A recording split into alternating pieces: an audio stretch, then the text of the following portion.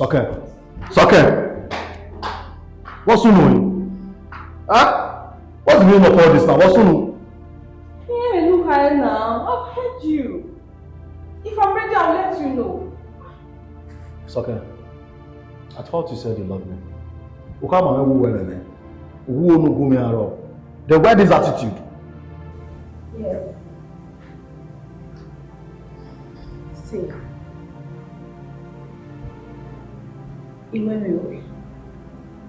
Iwemewe Sayo. But give me some time. Oh, I'm not ready for this. Why? What's here?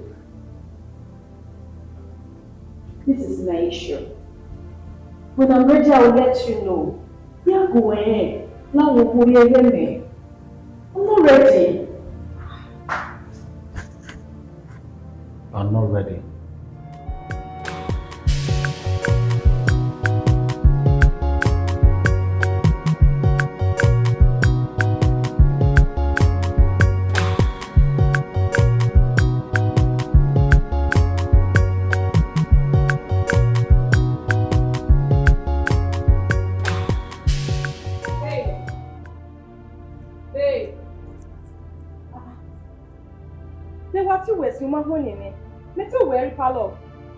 What happened? Eh? Umari met you where? He make it one posting.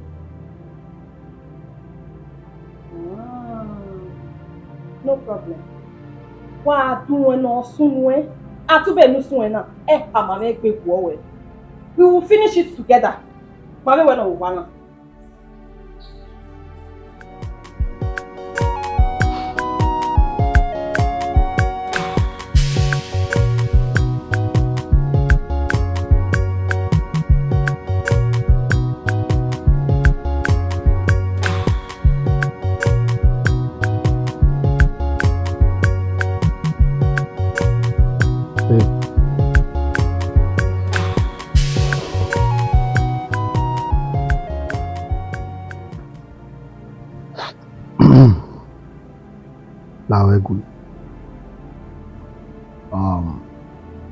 You overreact.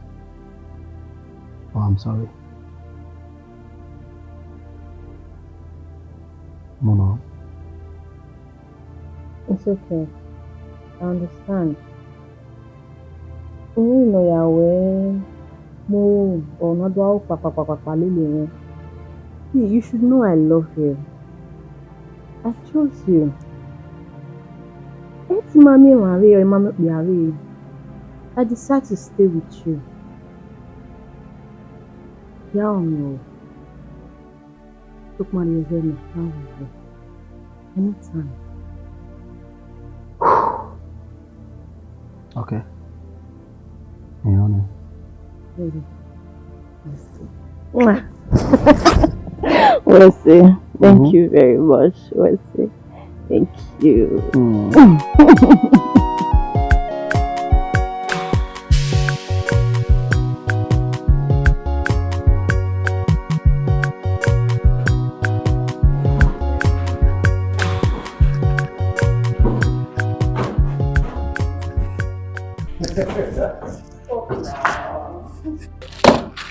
Yeah, I think I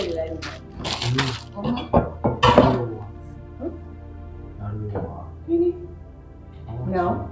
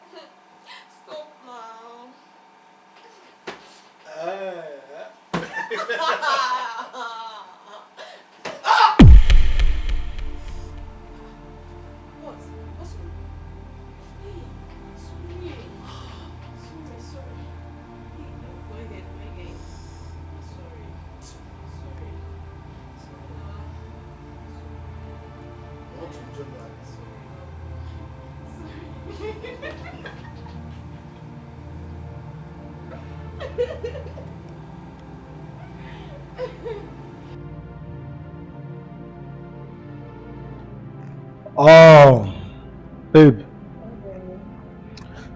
I have 2 pieces of paper here. So, you don't pick up power. Really? Whatever you pick, I will do. And so, no repick you all. We're going to do it. Oh my God. So, Really? anything not require, the person must follow the rules. Bring it on. Anybody not breaking the rules is 20k. Are you in? Bring it on. Bring it on. Bring it on. Bring it on. Okay. Woo!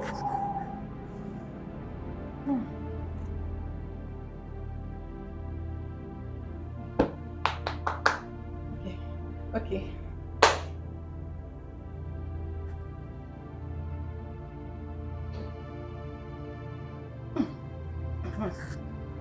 Oh my God!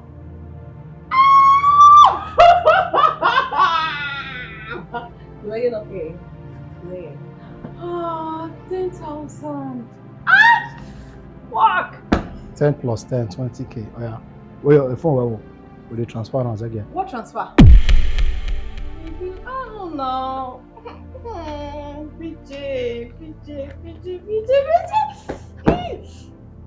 Why would they transfer? I know you don't like it. I'll do it. Huh? Yeah, wait. Sit down.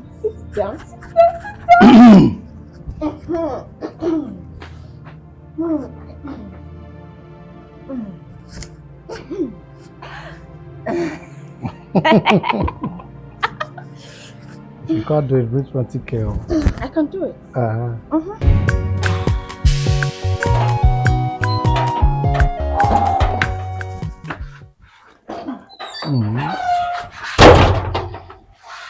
What can I say? What am I?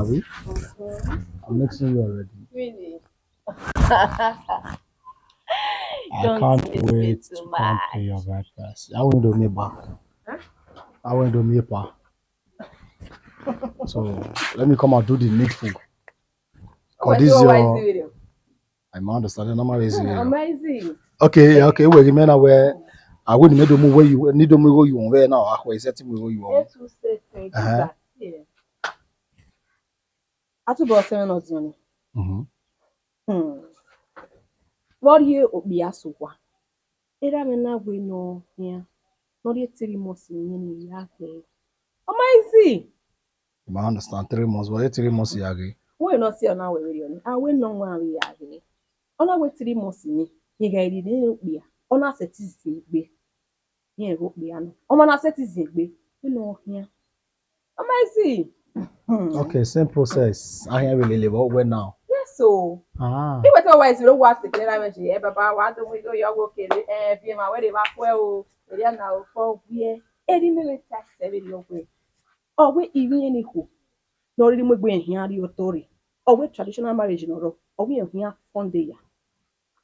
Or we the mass at here with the white. No, but all traditional now was here. He will take care of it. Why? Because why? It be a shape. Bini ejinanya. Nyokpa be miho.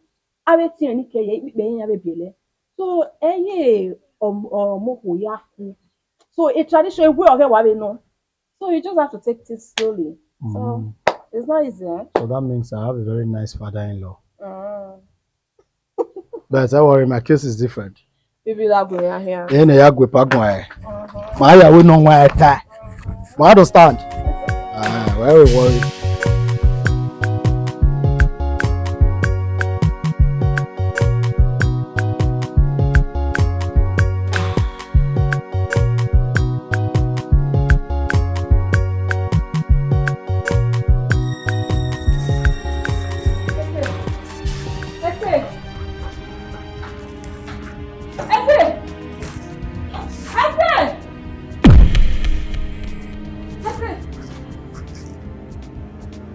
Soccer no woman. Obey me no see nefo. Iwe ni le wana kama wewe egenu ya tie benana ikaka bokin akwane. Usano go to akpa na izade giga lo ife. Nye egenu na oga haga woyon oga mu woyon wege. Sokma iyo nurisi onyo koko nuwa no biodu no mu dia zewa we mo mo okun mo. Adeyina dolo ni ebe ni ga yiri zoko re pa kan ni ga we mo re ni we na we e fi aze we e fi an ri ze wa me. Igaro mo kie epetina asike ọmọ pọ̀ rẹ̀ èmi rúgbẹ́ ìrí ẹ̀kẹ̀wẹ̀ èmi ní ẹ̀ọ́gìrì ẹ̀ ìzọ̀ ẹ̀ ọ̀hẹ́ ọ̀rí pọ̀lọ̀sẹ̀ ní oní ẹ̀rẹ̀ dákùn rẹ̀ kèrè dákùn rẹ̀ làwọn gbogbo yóò ló yẹ ìfẹ́ ya fẹ́ lóyà gbogbo mọ́ ẹ̀yìn náà gbélé sọ̀rọ̀ bọ̀ mẹ́nà ẹ̀sẹ̀ mẹ́yìn. Ewa ami mi.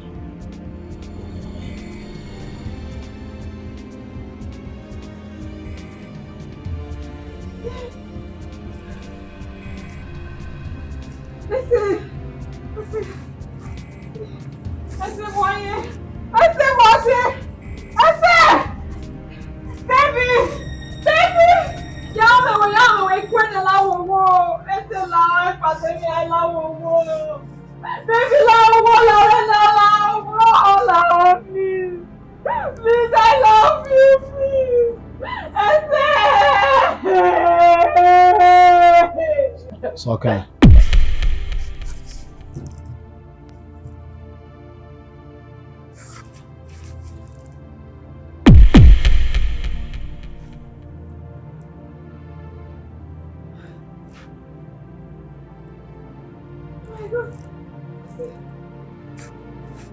I said, so you plan this? Oh my God. I said,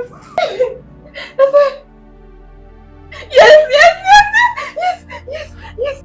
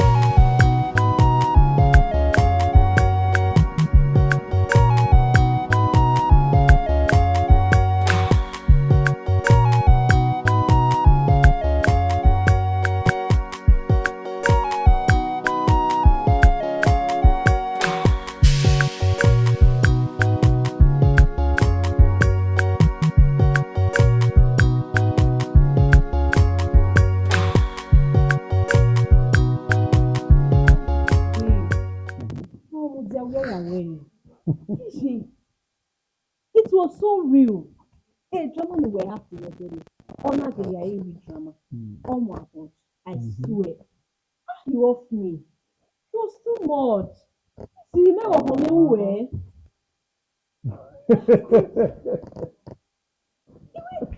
Are you do be able to see me? Honor calling on me to one. No, you off me away. Even the are you do be able to see me calling me? Now we know it. Me ain't so one. Yes, it's me. Or me making the phone message. Any for make reaction. The drama was too much for me. She, oh wait, women. You will not your way. Well, I'm very sorry. I'm very emotional. So, how far about your friend? Why you sorted things out? My wife one. Okay. So, what is that now? Oh, we know that way. So, yeah, me. What? You mean like tomorrow? Here's what I want. No, now. We just got engaged. How you were? There's some other woman they say it. Okay, pa. And number two, was in every day. How my way was set a proposal. So So he was happy. We are doing ma. We are doing good. So where we can now worry well far. So what you do is tell say where we know what it down.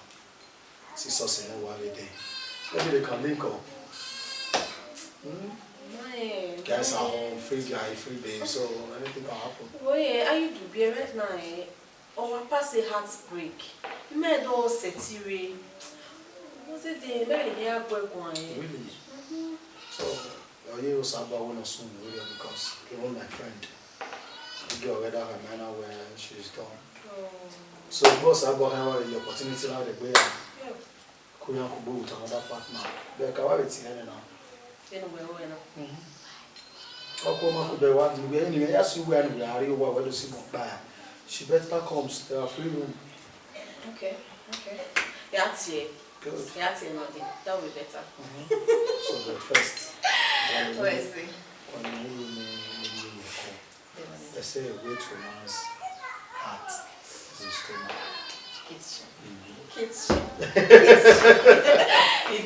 Let me make you something. The way to a man's heart is his stomach.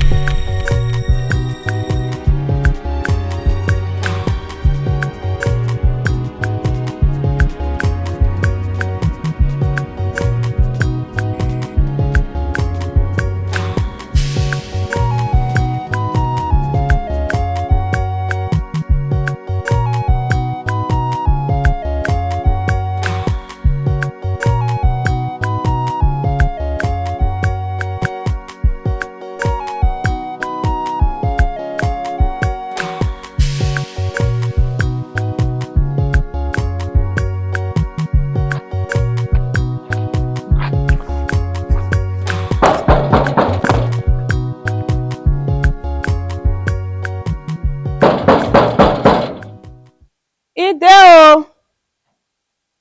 Oh, Rosene oh. How you do be? Come on. La wa. Oh yeah. Come. Maybe say now when I be shaving na, I go work one eh. Take care easy. Oh. Galava. Come. And say yama. Yama. Babe, let me have a year.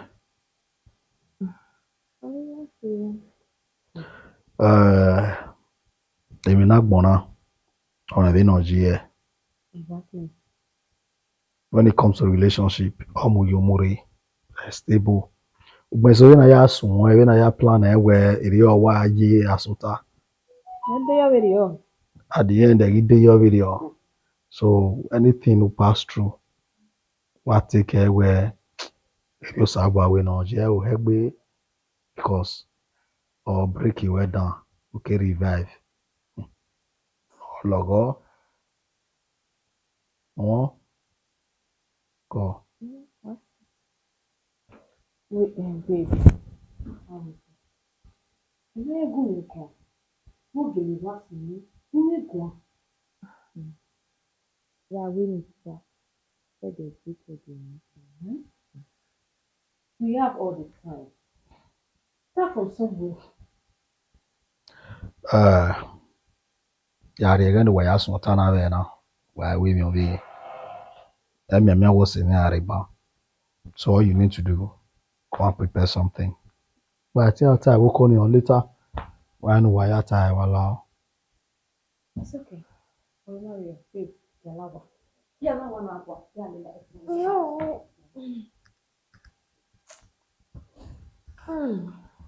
Relationship matter.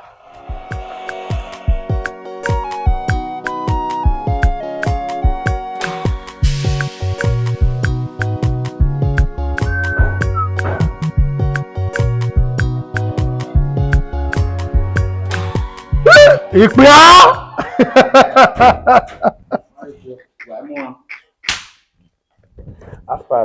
Ètò ayé ò rí ayé ẹ̀ Ko yo bokia. Ya ye Johnny na mawo we gbesa. Babe.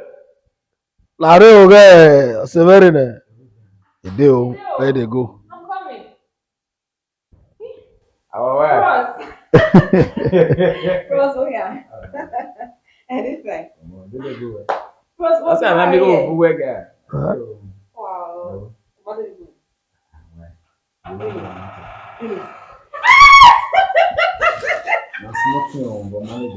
Oh, bros, Wesley. Wesley, thank you very much. I've been a Western guy.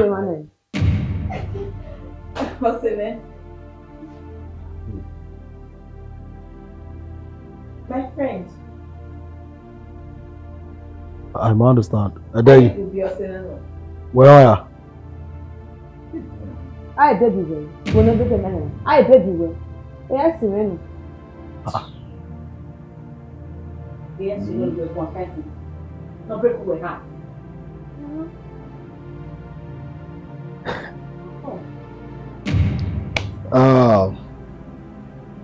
I'm not here where I mean, any man have you bogu. I pretend when you look mama is soon. I understand. You know, I can work one kind of. So, my men have where that's a thing, that's a thing settled the issue. Voilà, what's on? Are you do bien? And is able will ladies first. Now, put my go.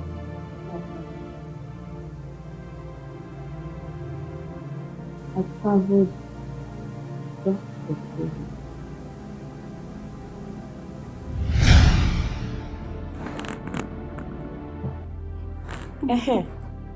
Isas. Oh, he worried farmer. A day we had a woman later. We had a woman I just said, I love Wow, that girl. Lily. Love that girl. Don't know. The camera book. Take me away. What's on? Open. What I know. Okay. The truth is, we are pregnant now, so I'm not available. What's up? Anything we are changing. My darling friend. Never said that I'm a Virgin Mary in the Bible. Let me chop my life. Uda, I can hear the Agbana. It's over. Oh, one man, no. Yeah, That's a bro. They're going to hire the young boy. oh, here they all calling. Okay. Hey, my way, my plan in on Facebook. This designer Shiva.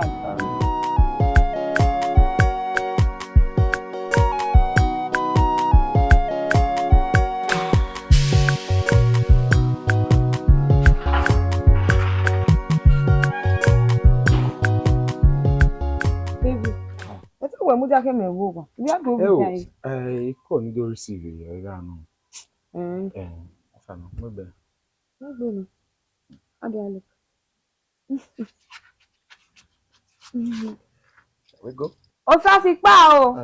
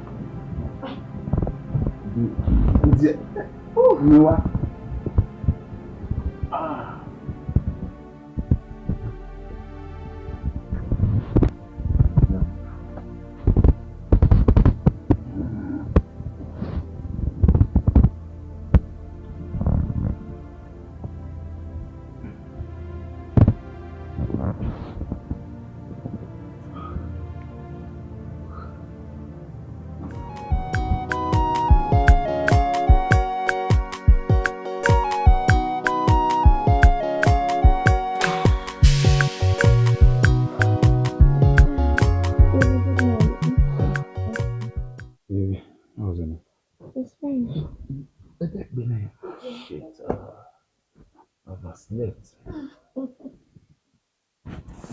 Wait. Hey, baby. Mhm. Think what man? Um, Brian, babe. I was just trying to pull your legs. It's nothing serious. Really? Nothing serious. Oh, Hannah, take give me mood just like that. See what I need to do, missing. Now you know I Yeah. miss you, right? Mm. Alright, no problem. Ah, Why? babe, anything. I know maybe listen, man. Okay.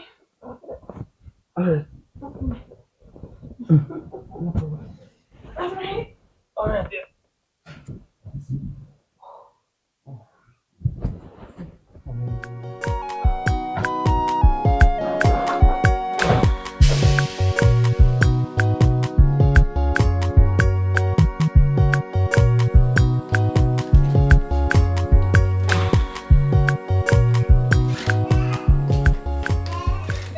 Go, darling. You really? So quick. That's why we have spent the weekend over there. What is Nuna? What happened? I travel. I'm your urgent call. Really? Or travel? Sorry. Anyway, so what will I cook for my best friend? Egg boku. Is it where I will be? Really? Very fridge. That's my best. Babe, I love you too Yeah, much. I I love you too much. You know what is it, man? And let me go and get my food. Fried rice.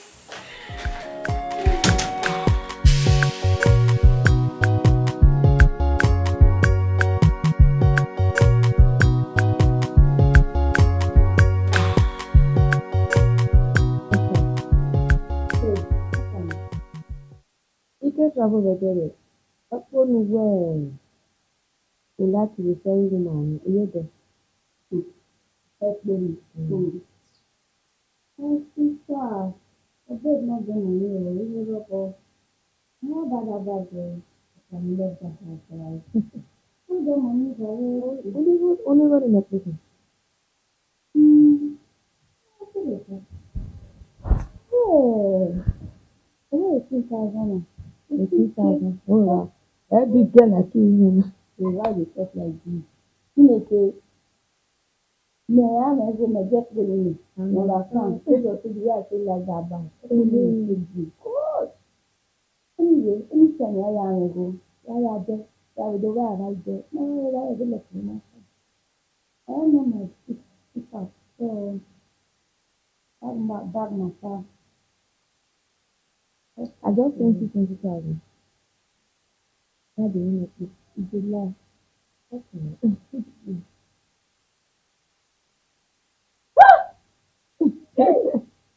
No. Yeah.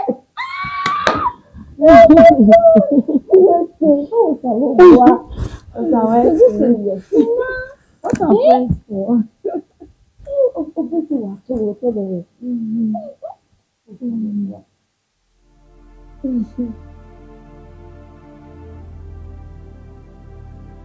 Lisa, walking? What is your mood today? Just now walking?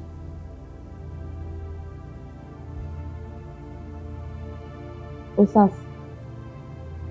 Walking?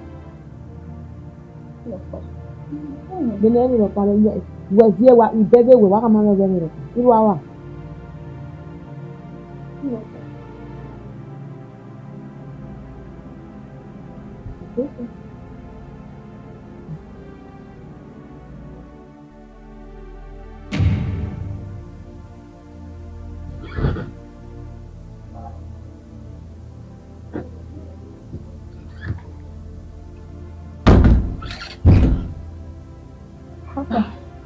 How is it? What's the yoga? Very well.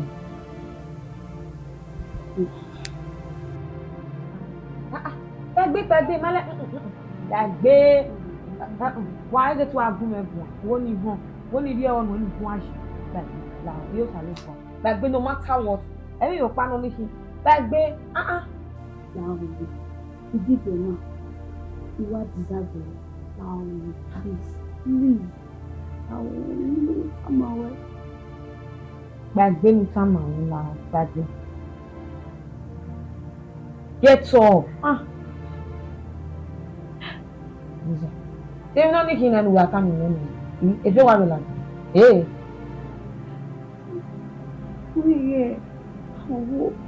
Don't forgive me. You go here and forgive me, Buddha. Much of me deserve forgiveness. Awesome. You want your moment, go on. We did remember travel.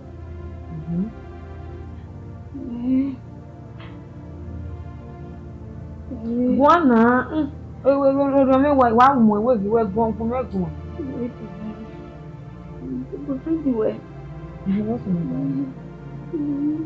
I should know. I do to move. Seriously, a day. So a day cheating at me, just where? Osas. Jesus. Where? Osas. Sorry. Let's go. Iyan ga come on, we will be setting one night time. You walk no. On you where? Mistake. Really? Mistake. A boyfriend man. Oh, money no play lele. You know we boyfriend man. Oh, we hire lele Osas. Ah, you be na now. Ayo.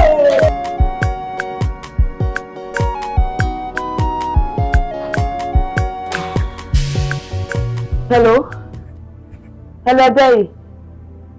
This is Auntie Nike call you. If I'm having a picky, that means when you know, Abi.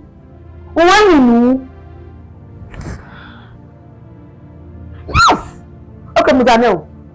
Did you sleep with Osas or not? Go on where you are. I know what that. You know your cousin. What you know your cousin?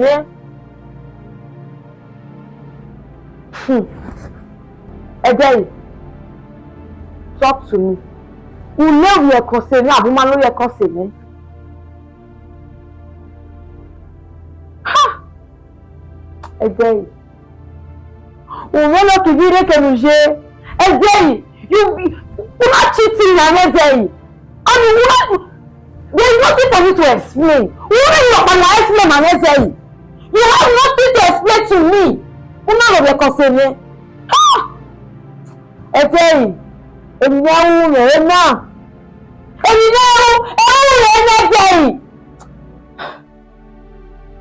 get out!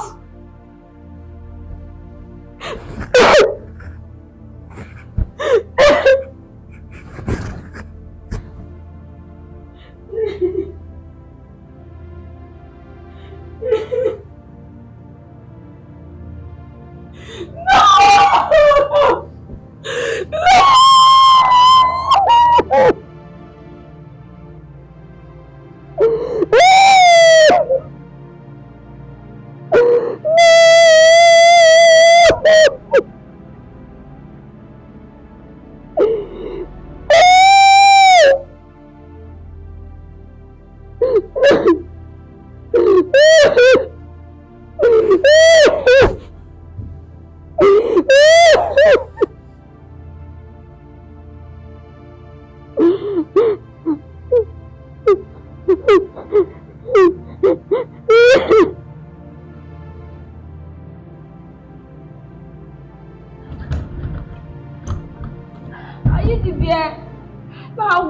I'm sorry. Lawowo, forgive me, Lawowo. I'm sorry. I'm mistaken, Lawowo. I'm sorry. It was not intentional. I'm sorry. Lawowo, forgive me, Lawowo.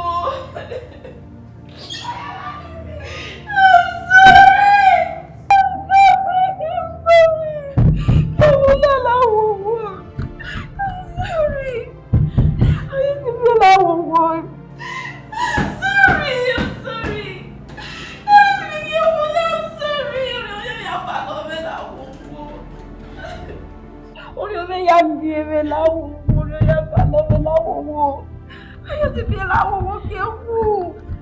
Ọmọ ti tọ́. I'm sorry.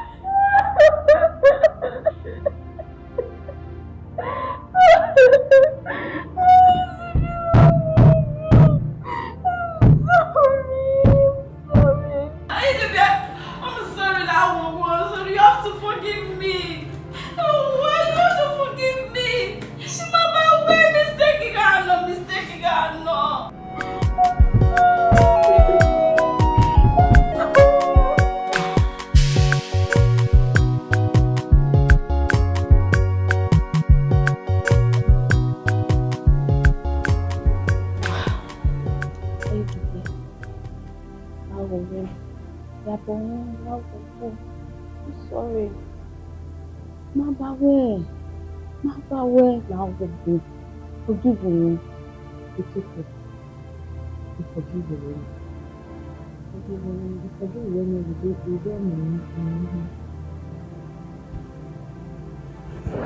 Why are you here? I think this trip are you guys? But my elma do better it was not enough. It has always been in your mind. Who can you? People think they are good alarm. I just regretted, like, we didn't ever go into his house. I thought maybe he was playing. Maybe this thing again, if you can't what when that no so this is why very what when you go a now I'm sorry. Now it was a mistake. A mistake, fine. I understand. The same mistake. I take a pill after all those stuff. What will come? While we're going again, you need to protect yourself. Huh? Yes.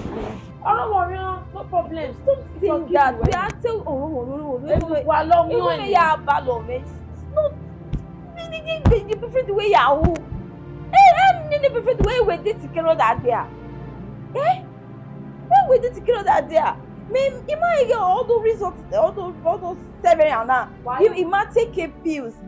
I think I might be sure though. Oh, then where they don't probably going to get on our area. I bet hospital you're not free. Yeah, I need to be. Please stop saying this. I'm not going to beg you come. You might well not intentional. Now I'm sorry. I've heard you. I'm sorry. Why is getting getting away intentional? Will I be here begging you? Will I feel guilty?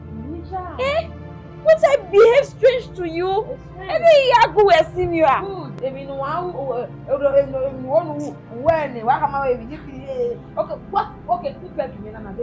okay, Janet. Okay, what do I have to do with your boyfriend? I can never marry your boyfriend. I can never settle with him. He ain't me no more. You can never marry your boyfriend. He ain't me no more. But you are pregnant for him. Huh? Why are you not be a yamo?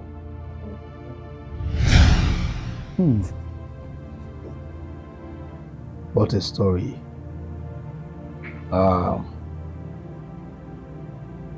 Nene girl now.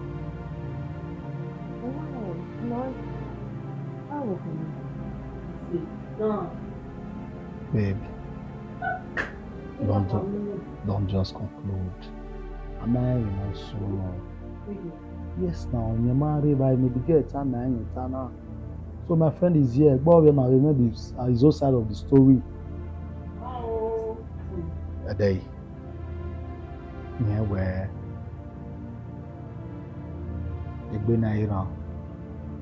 anything can happen to a man at that same point. You understand? Awesome. Nene get Wonia. Don't even know about it. Even if no one was something shock you. Okay, one for a little movie.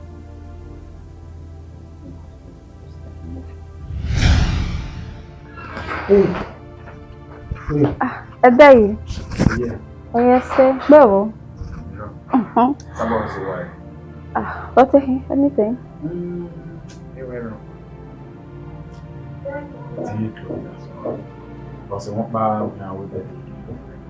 Oh. Okay. That's Juma. Yes.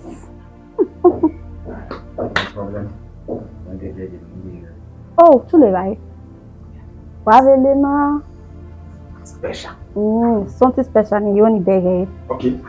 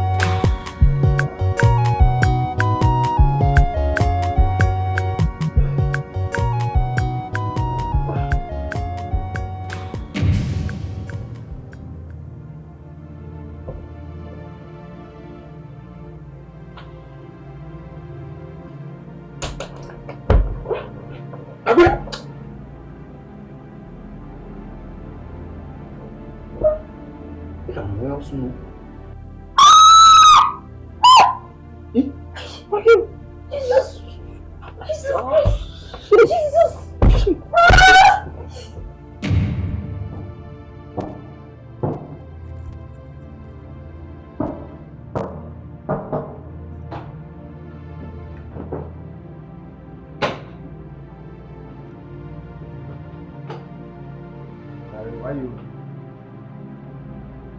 Eh? Why you?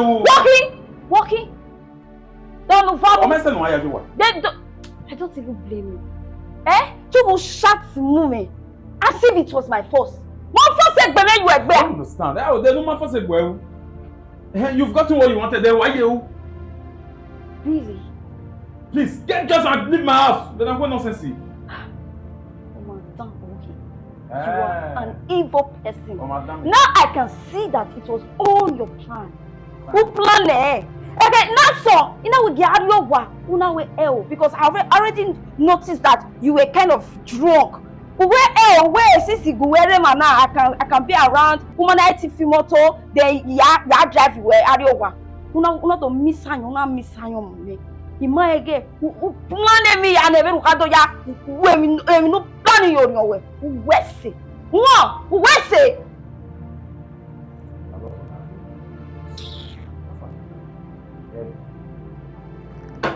You should get out. Anyway, it's not your fault. It's not your fault. Then you not gonna wedding. But this old drama, Sunu. Sunu, I don't blame you. If also, you will get at you. We get at you. What can you do? When you are then where? What are you waiting for? What? I'm not so good. Evil bastard. I say unwe. I'm a motor where I did. I will not leave. But the first name will be Oh, please get out. Get out. You irritate me.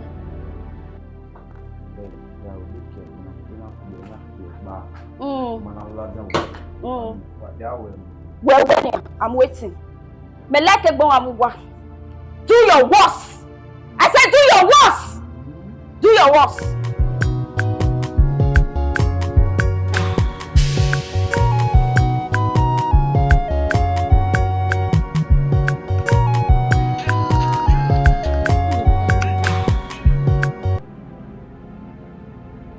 Hello? Hello?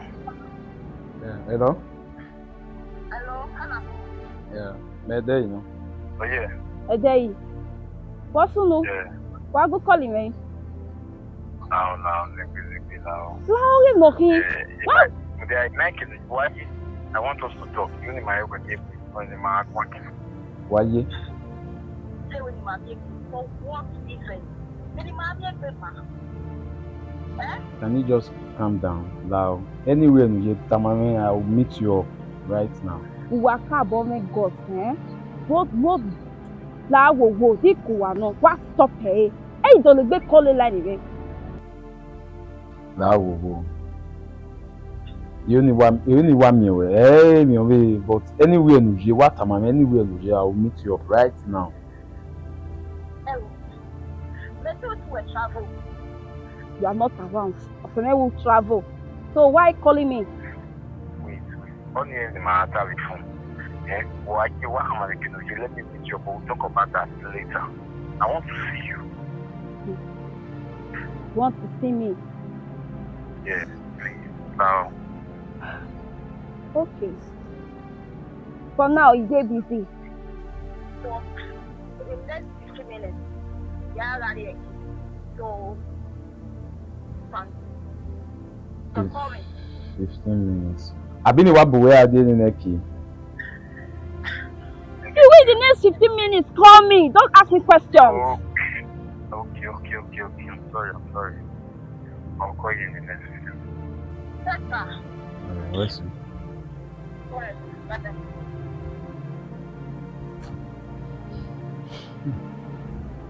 Wow. Man, we're not going to I'm not now.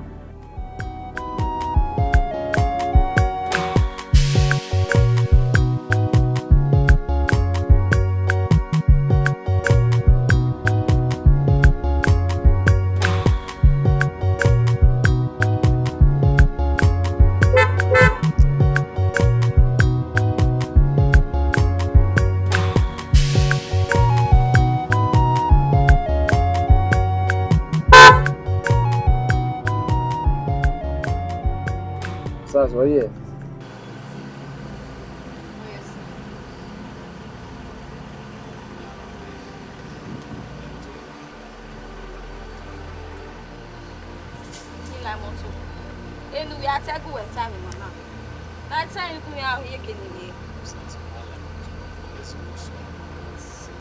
I am not ready to go anywhere with you.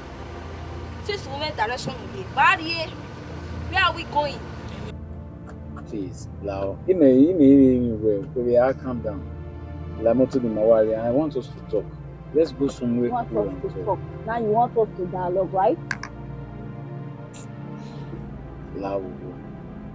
Fine. Yes.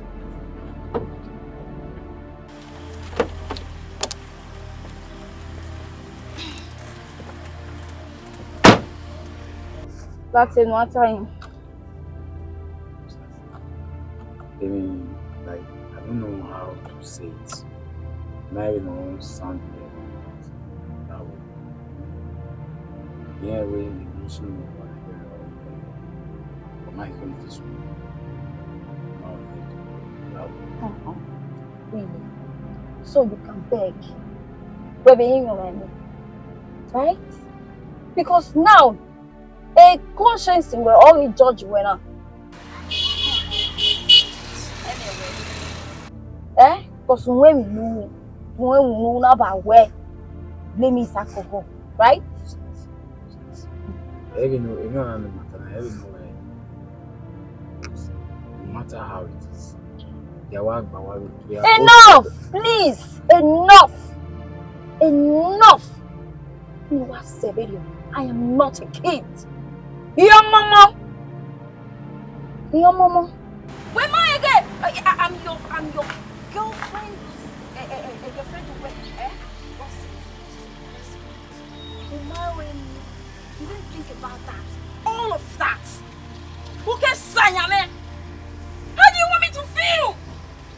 You think I'm okay? Can we just keep it a secret between us? You and I. I hear the car.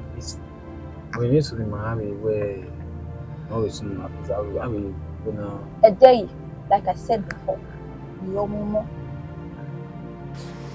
You ain't to say. No. Are you done? Are you done?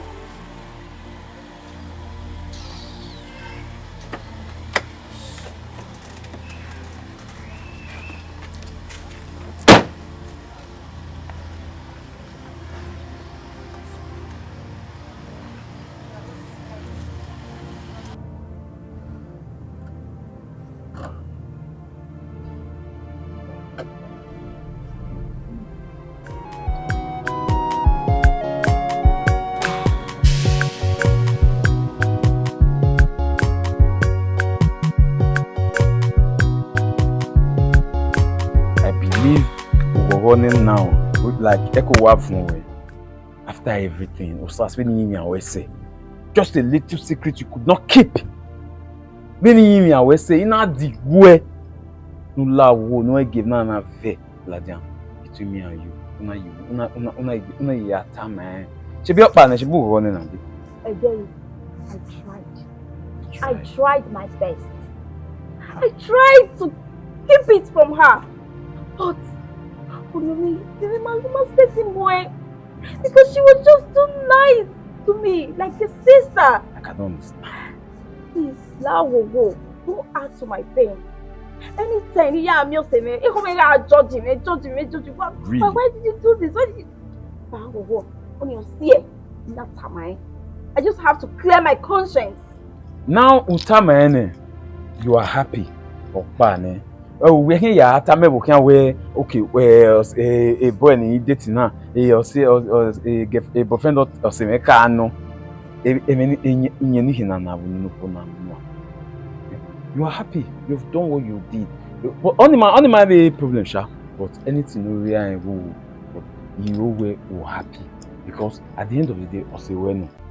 And now she was my girlfriend and she has done like way a year girlfriend event in that way una you know where you are no wahala fine and good if no gwaloni umi one she be way we no yena na so why ogo attacking where you walk what's away. Don't say that to me.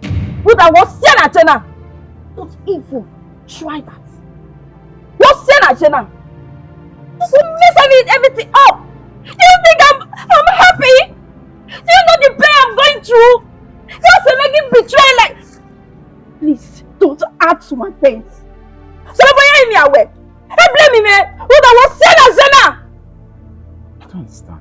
Why? Okay, I'm not going to argue again. Domanoke can always say voice with my ever. I don't understand. You ended the relationship that I've built for so many years, and you are here standing. Una ya you van on moment. You must be joking. Why are you not raise a voice? You messed up my life. You messed my life up. Yes. The relationship for me also. Who you are? I mean, no sunu, don't sunu. I got to hear that. What are you even saying? Look, Nitama, I'm carrying your child, and you have to deal with that.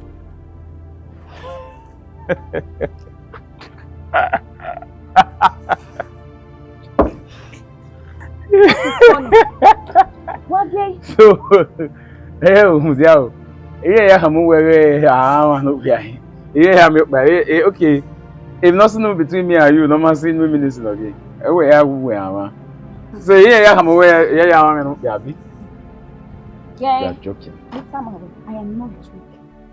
Read my lips. I am carrying your child. I am not joking. Yes. Just like that. Just like that. I don't even know. More wasted time. Yeah, go. Where you are carrying my child. Yes, I'm carrying your child. I'm carrying your child. I don't understand. And then we went on a call. Just see this inside of me. You get out. You get lost. Anyway, not your fault. Mom. Bye.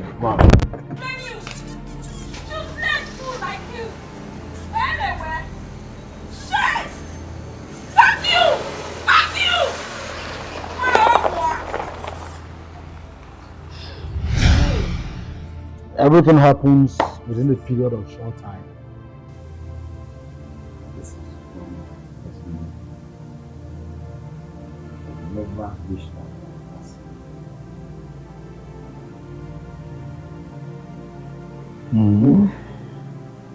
So, a day, then they get one.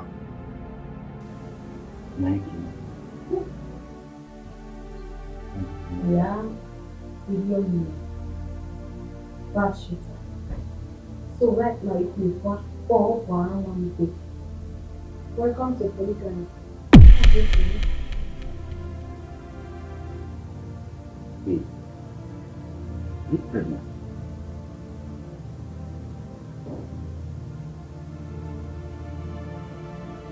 Please. One. Ah!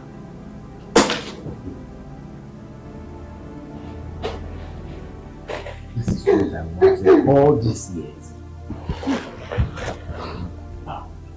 Wow. You don't need anything, right? No hustle enough. Mama to polygamy. Are you do? No sooner than another deneda.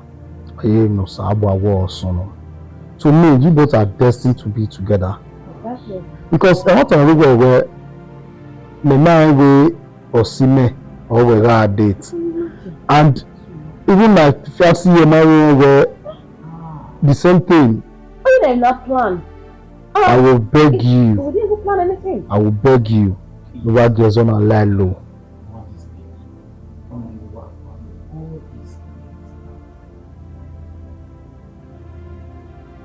Please if you're lying. Listen to me, Lara. I don't want anything, darling. Lara. I don't feel you want to come out. No, you're not sharing me. What you got? I already told her where this is. A day. The way Yahweh Bere, Ayabonye Nedo. You can't just say that. Again, I want to know, move when. So the only thing you do, just see her and settle. Come and who settle marry her. She can keep the baby until she wants. Ross, calm down, when you go okay. How you do? I would advise you to relax. So you girls should go back into the kitchen and prepare something for us to eat. After eating, we'll talk more on it. Wow. I couldn't feel me, you know. Oh, I did be no Campari and anything. Hey. Oh, whatever you are trying nonsense now. What's the word? Okay. I'll be there. Daddy's hungry.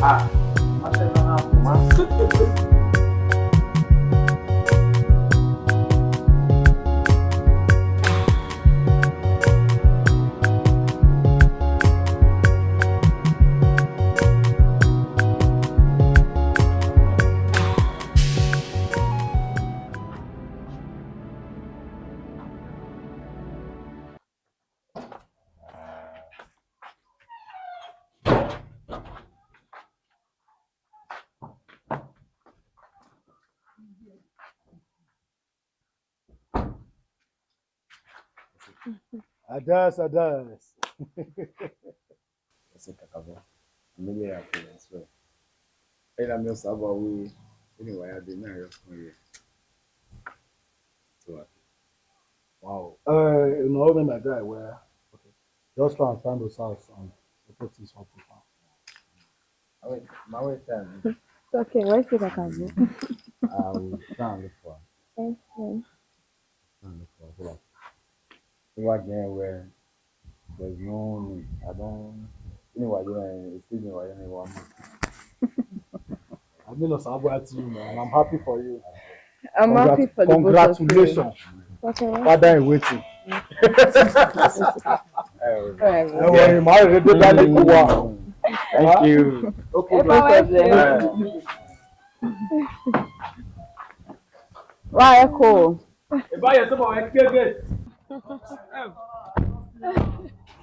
Okay, when I'm nice to one, no?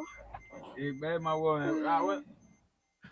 Who will not you get my heavy?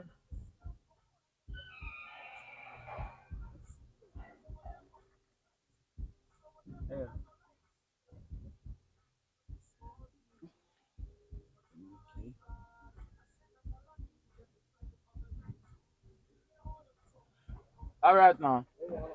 I'll update you. Okay.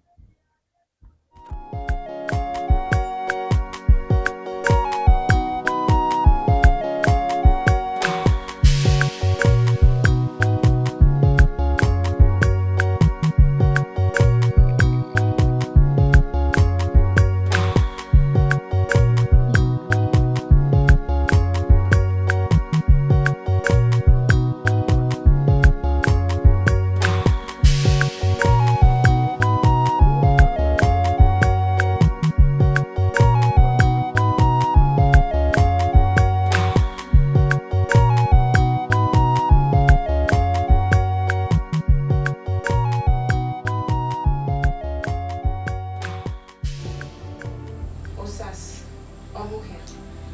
Yeah. Working at you, like my pregnancy.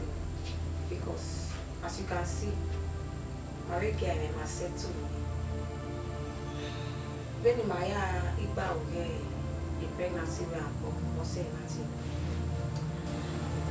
I do be always. And again, when we apologize for we are saying Osumi, Slopa, Perimere. Now we're like it wasn't intentional. It's okay. I'm sorry. And all the pregnancy now. Maya, you know that there's no pregnancy. I understand. But what happened? Yes. Yeah. So, Mom, I fell from the staircase, so I lose it, so I had to miscarriage. So sorry. No problem. Solo bawe no sina na video delivery. Iye oni ma ku le makari. E a dawo na lose pregnancy. Then igi odunuga me. We are pumi adon utama. I say you are to do kini. Wa we ma no mi no paga ku ego eni ya gbo bi ami. We are to me pumi adedo. No gun me gwa. No matter how much you have paid. You should feel free. Anytime, any day, you are still welcome. What I say? So,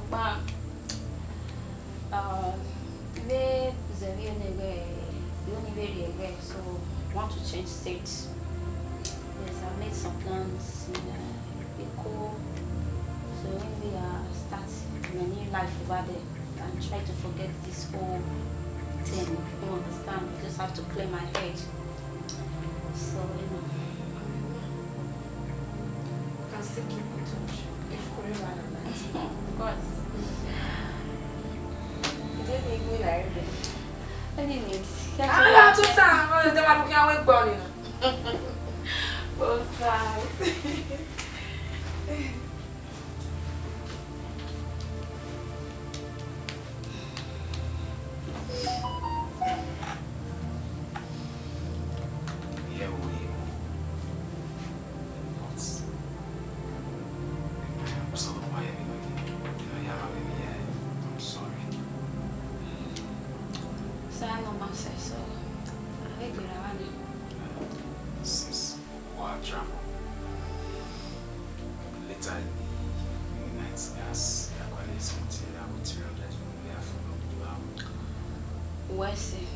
So, there will be money for that. Oh, it's from my heart. Just want to say thank you and make it make it okay. Don't say it. Don't worry about it. But you have to tell my friend. Don't worry about it. You don't have to send it anymore. I'm not sending it.